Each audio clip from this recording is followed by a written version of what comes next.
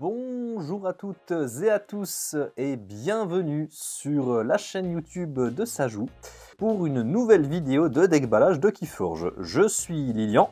Si vous faites partie de la communauté Keyforge, vous me connaissez peut-être plutôt sous le pseudo Alvad. Dans tous les cas, je vous souhaite la bienvenue sur cette vidéo. Alors aujourd'hui, je suis très content puisque on se retrouve pour ouvrir un nouveau deck, donc déjà ça c'est trop cool. Mais surtout, on va découvrir aujourd'hui un produit auquel je crois beaucoup et je suis très content que ce soit arrivé. C'est la nouvelle extension Keyforge Découverte. Et comme son nom l'indique, en fait, Keyforge Découverte, ça va vous permettre de découvrir Keyforge si vous ne connaissez pas. C'est vraiment une extension qui est prévue pour découvrir le jeu, pour les nouveaux joueurs. Et c'est quelque chose qui manquait un petit peu jusqu'à maintenant, je trouve, depuis le renouveau de Keyforge. Mais maintenant, c'est chose faite. Keyforge Découverte est là. C'est un set en fait qui a pas mal de cartes d'anciens sets d'avant la reprise du jeu, mais aussi des nouvelles cartes qui sont des cartes assez simples à prendre en main, mais qui en même temps sont très intéressantes. C'est un espèce de best-of de toutes les cartes de tous les sets qui sont déjà parus jusqu'à maintenant. Ils ont vraiment fait une sélection des cartes pour faire découvrir tout ça aux nouveaux joueurs. Donc c'est un super set pour vous lancer dans l'aventure, pour découvrir ou redécouvrir Keyforge. Et je trouve personnellement, même en tant que joueur un petit peu aguerri, que l'extension elle reste quand même hyper intéressante. Voilà. Et bien moi je suis très content aujourd'hui de pouvoir vous faire découvrir cette extension.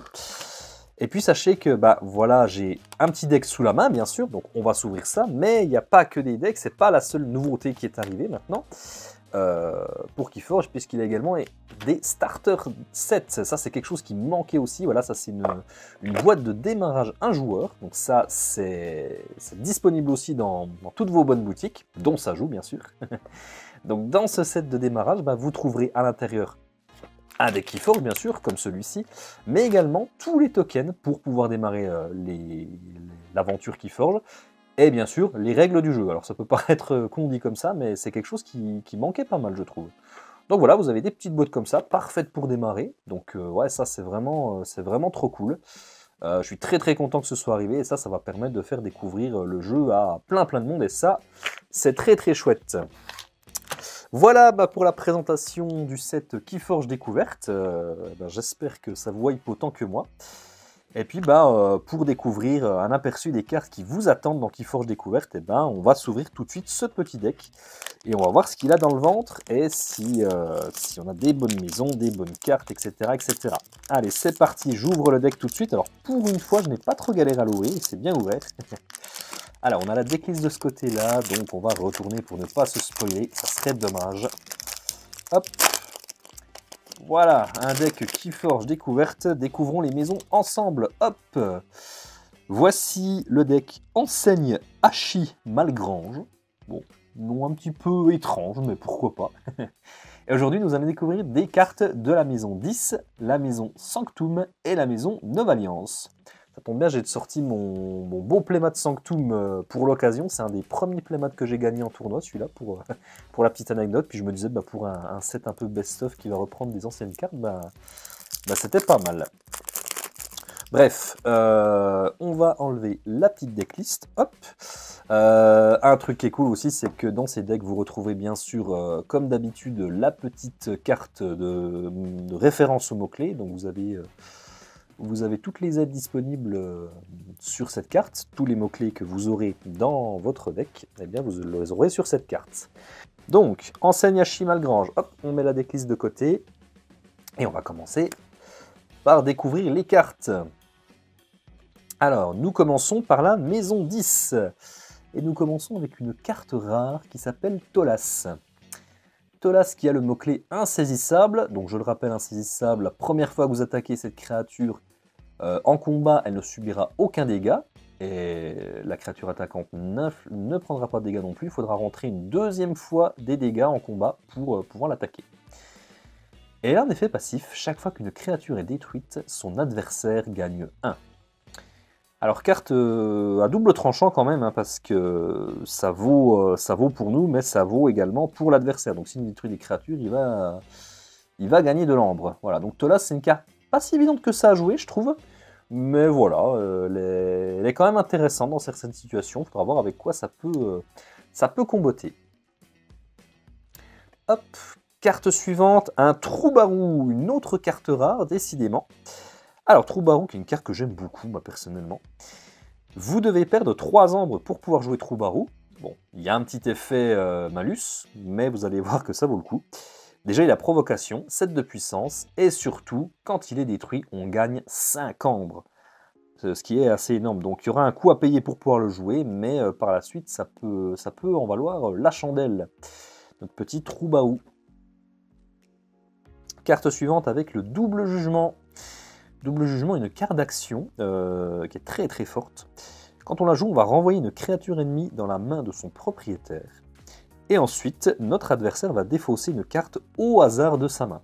Donc très très puissant, déjà pour gérer un petit peu le board, gérer une créature un peu pénible en face, et en plus un peu de disruption en défaussant une carte au hasard de la main de notre adversaire. Donc ça, c'est très cool. Et ben on en aura une deuxième, donc ça on est très content. On va bien pouvoir gérer le board et surtout enquiquiner le joueur d'en face. Un double jugement en soi. Peut-être un troisième, pourquoi pas? Non, quand même pas. Quand même pas. Nous aurons à la place un chamailleur. Le chamailleur qui a 2 de puissance, et quand il est détruit, notre adversaire va perdre 1.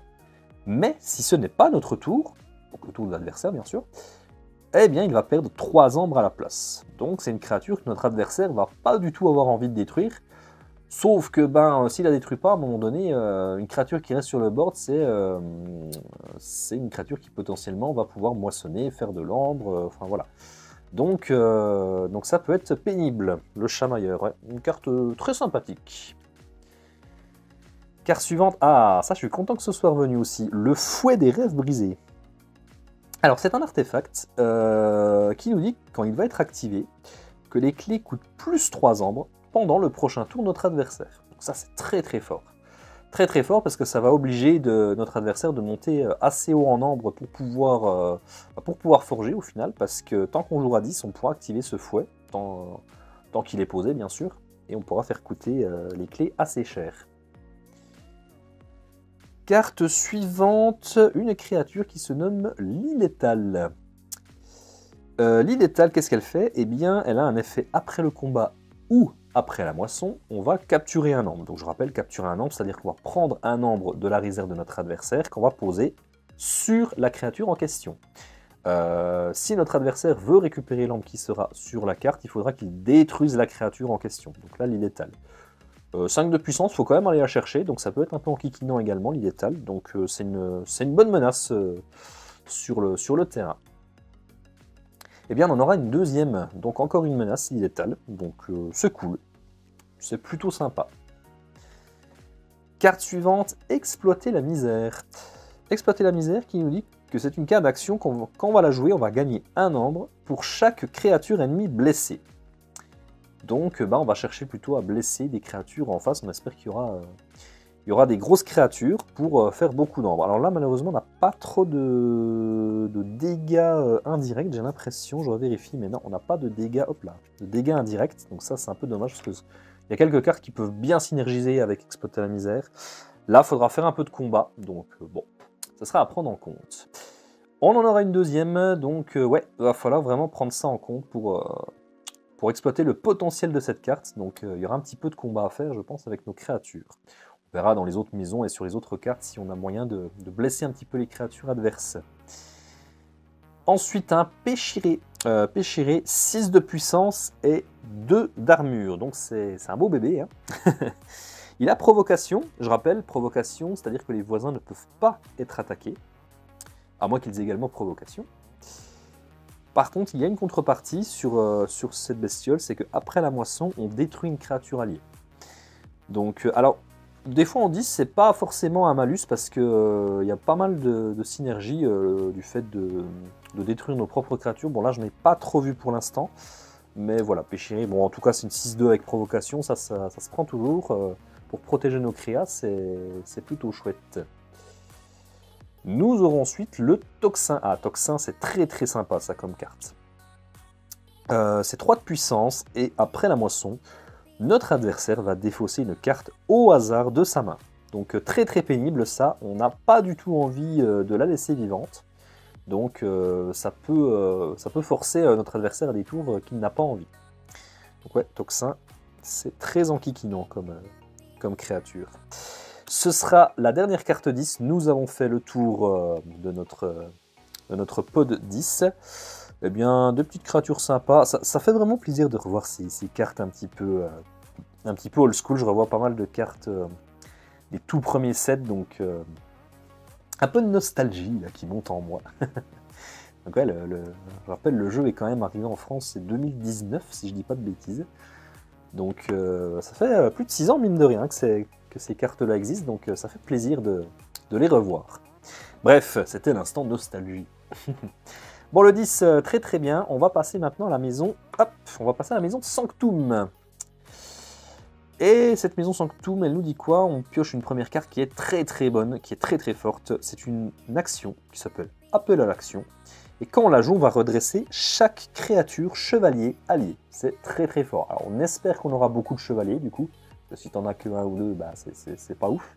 Mais si on a beaucoup de chevaliers dans notre deck, ça peut faire des dingueries. Ça vraiment, il y a vraiment des choses très très sympas à faire avec cette carte. Carte suivante, eh bien, premier chevalier, ça tombe bien, le chevalier opale.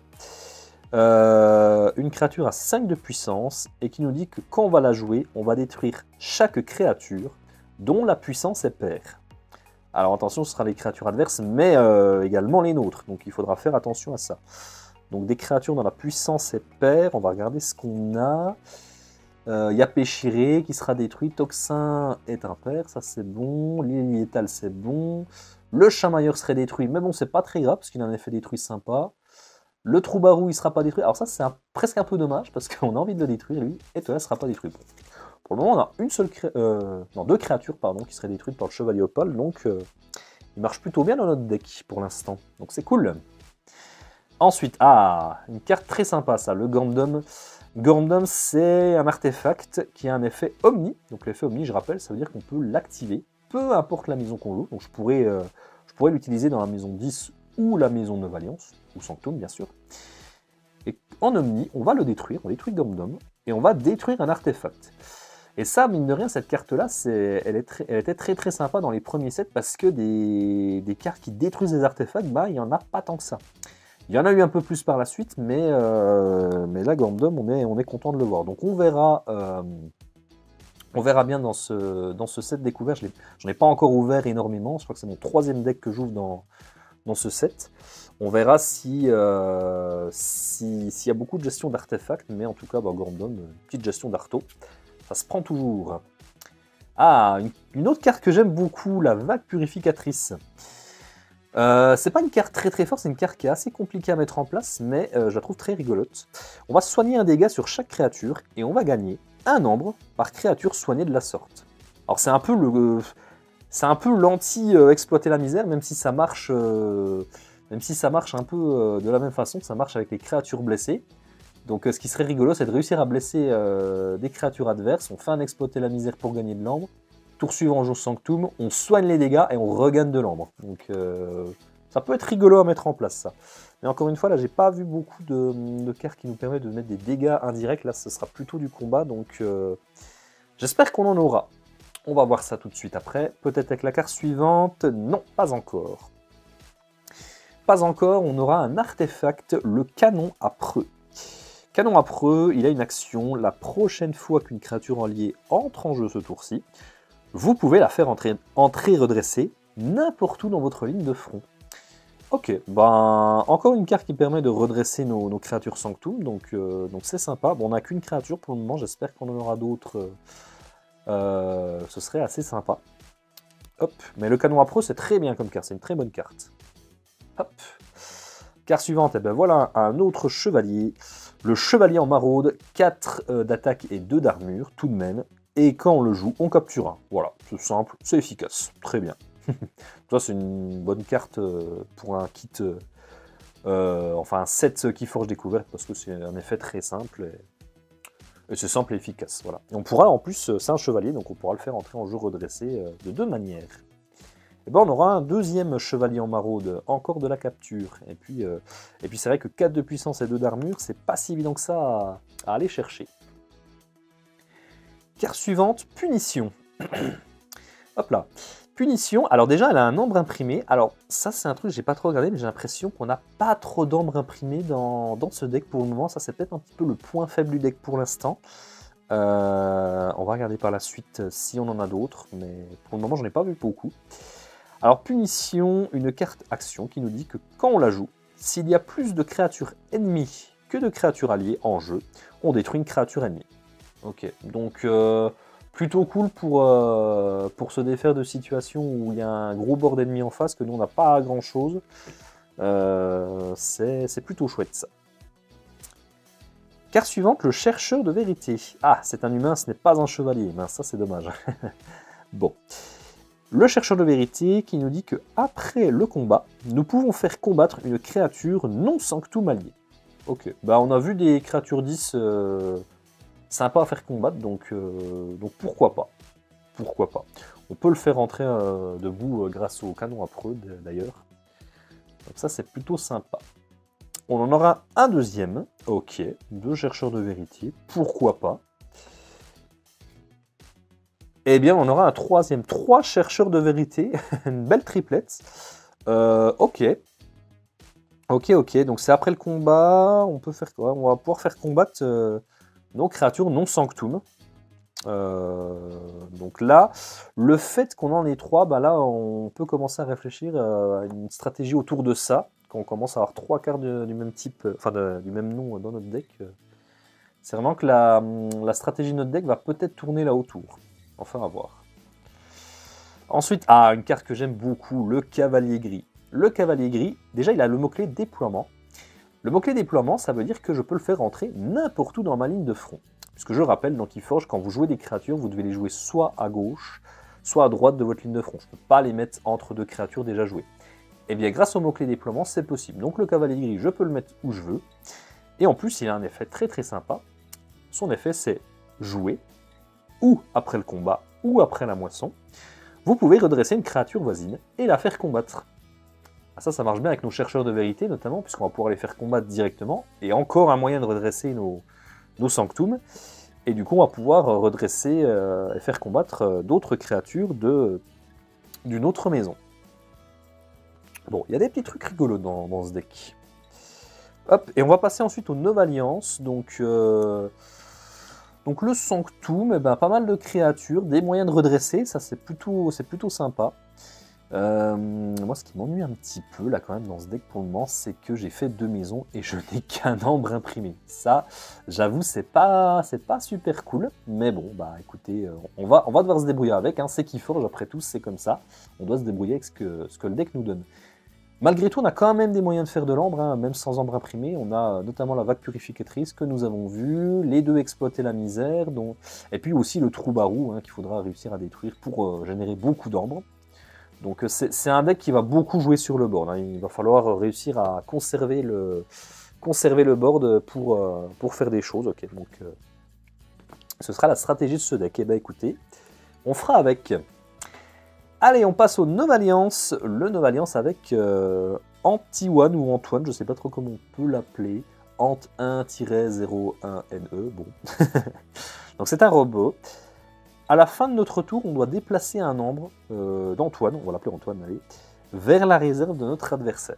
Alors ça, c'est pas cool, mais quand même, quand on le joue et fait jouer, on capture tout l'ambre de notre adversaire. Donc ça, c'est une grosse carte de tempo, hein, c'est-à-dire qu'on va vraiment ralentir notre adversaire en faisant ça. Donc ouais, ça peut être assez dur à timer, mais c'est une carte vraiment très très sympa. Ça. Vraiment très très sympa. Carte suivante, Nova Alliance, le Calvin. Allez, on va l'appeler Calvin. Hein. Alors, il a l'effet après le combat et après la moisson, nous allons piocher une carte. Ok. Et Calvin peut être joué comme une amélioration plutôt que comme une créature. Avec le texte, cette créature gagne, après le combat, après la moisson, piocher une carte. Donc vous le jouez soit comme créature, soit comme amélioration. Donc dans Nova Alliance, il y a des créatures un peu comme ça, un peu hybrides, on va dire, que suivant la situation, vous pouvez ajouter une créature en plus, ou bien améliorer une créature déjà présente, et elle vous permettra de piocher des cartes, grâce à Calvin. Donc voilà, c'est assez rigolo comme type de carte. Ensuite, celle-là je l'aime beaucoup, la Timonière Spears. Elle a un effet très sympa, après le combat ou après la moisson, on va défausser n'importe quel nombre de cartes de votre main.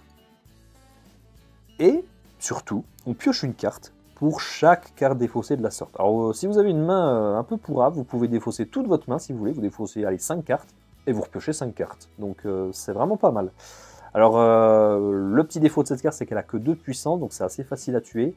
Mais on a un peu de provocation, on a vu dans le deck, donc on va pouvoir la protéger quand même assez facilement. Donc ça c'est bien, c'est une carte qui va plutôt bien dans le deck du coup. Ensuite, une autre carte qui est très très sympa, c'est le Grey Officier d'Info.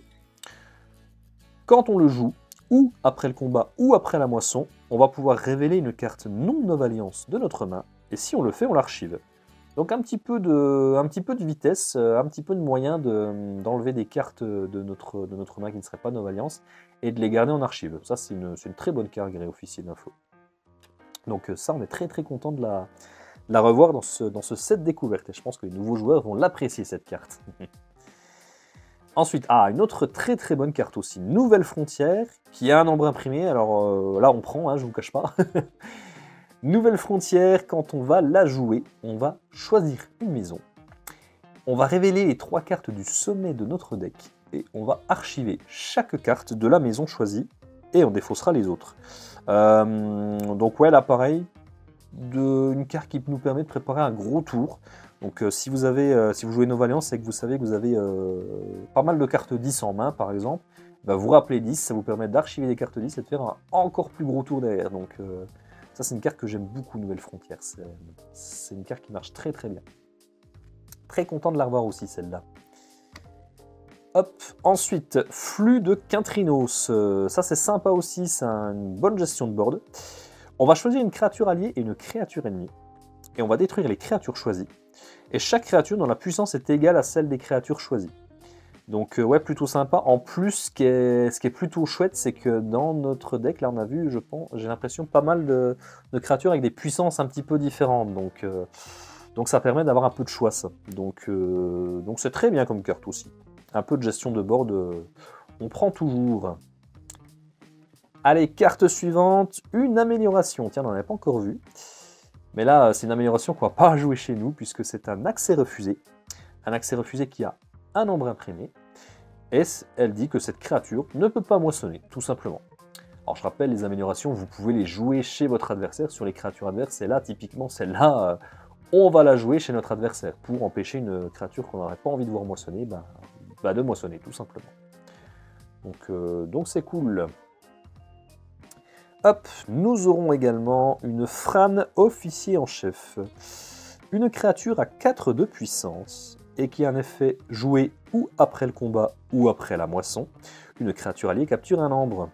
Simple et efficace, ça c'est très très bien. On a pas mal de captures dans ce deck, donc à voir si on peut faire quelque chose avec ça, mais ouais, c'est une très bonne carte aussi, Fran. Il nous reste 4 cartes, on va voir ce que ça nous réserve.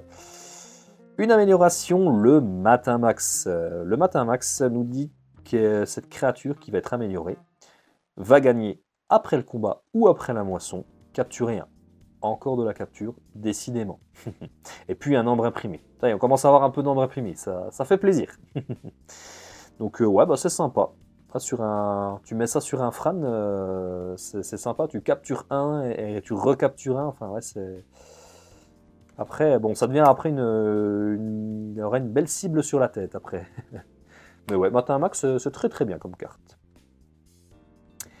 Nous aurons ensuite un Au revoir mur. Oh, le jeu de mots. Ouh. Une carte qui est sympa, 3 de puissance et 2 d'armure.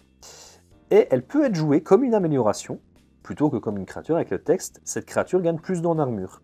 Donc on peut, avec cette carte, protéger une créature, notre Timonière Spears par exemple, qu'on a vu tout à l'heure, on pourrait lui ajouter 2 d'armure, donc ouais, ça c'est sympa. C'est sympa comme... Bon, c'est une carte, je joue beaucoup comme une amélioration, je la joue très rarement comme créature tout seul, parce que sinon elle ne fait pas grand chose. Mais bon, à voir. Carte suivante, Tink, chef téléporteur, il est insaisissable. Et il a une action qui nous dit qu'on va échanger Tink, chef téléporteur, avec une autre créature alliée dans la ligne de front. Vous pouvez utiliser cette autre créature ce tour-ci. Bah, si on a beaucoup de créatures sur le board, ça peut être sympa d'aller utiliser une créature non Nova-Alliance pendant le même tour. Après, il a que 2 de puissance, donc assez facilement tuable. J'ai jamais bien réussi à faire marcher son effet d'échanger avec une autre créature alliée. Personnellement, j'ai jamais trouvé de bonne synergie avec, mais bon. C'est surtout le fait d'utiliser une autre créature qui est sympa. Et attention suspense, la dernière carte du deck, qu'est-ce que nous allons avoir? Hop, Unité au Discord, ça j'aime beaucoup comme carte aussi. Déjà c'est une carte à double choix, donc ça c'est plutôt sympa. C'est une carte d'action qui va nous dire, donc on choisit une option. Et quand on la joue, soit on va utiliser une créature non Nova-Alliance alliée, ou alors on va renvoyer jusqu'à 2 créatures alliées, et chaque amélioration qui leur est attachée dans la main de leur propriétaire. Moi je trouve l'un ou l'autre des options, elles sont très cool. Bah, si on a du board, c'est toujours sympa d'utiliser une créature non Nova-Alliance, et renvoyer des créatures alliées dans notre main avec des effets joués, notamment comme Fran, et les améliorations surtout, puisque si je joue ça, Fran, je fais son effet, je lui ajoute une amélioration, hop, je joue Unité au Discord, je renvoie ça dans ma main, je rejoue, ça me refait un nombre, donc ça c'est sympa. Et bien voilà les amis, c'est la fin de ce deck ballage. Moi je trouve que c'est un bon petit deck, pour débuter c'est plutôt sympa. C'est un deck, il faudra quand même bien utiliser le board, j'ai l'impression. On n'a pas trop d'embre imprimé, mais bon, faudra faire avec, il faudra apprendre à le jouer. En tout cas, moi je vais le tester, puis je pense que je vais bien m'amuser avec. Voilà, c'est la fin de cette vidéo, j'espère que ça vous a plu. Donc je vous rappelle, Keyforge découverte, voilà, pour découvrir vos premiers decks. Une extension très sympa, donc n'hésitez pas à vous rendre dans vos bonnes boutiques qui proposent Keyforge, et bien sûr chez Sajou. Et puis le set de démarrage qui est vraiment très bien. Si vous voulez vous lancer dans l'aventure, ça c'est la boîte parfaite pour vous lancer, pour découvrir le jeu en toute tranquillité. En tout cas, moi je suis très content que ce soit enfin arrivé. Les ludipotes, je vous fais des bisous. Forgez bien, forgez beaucoup. Et à bientôt chez Sajou. Bye bye!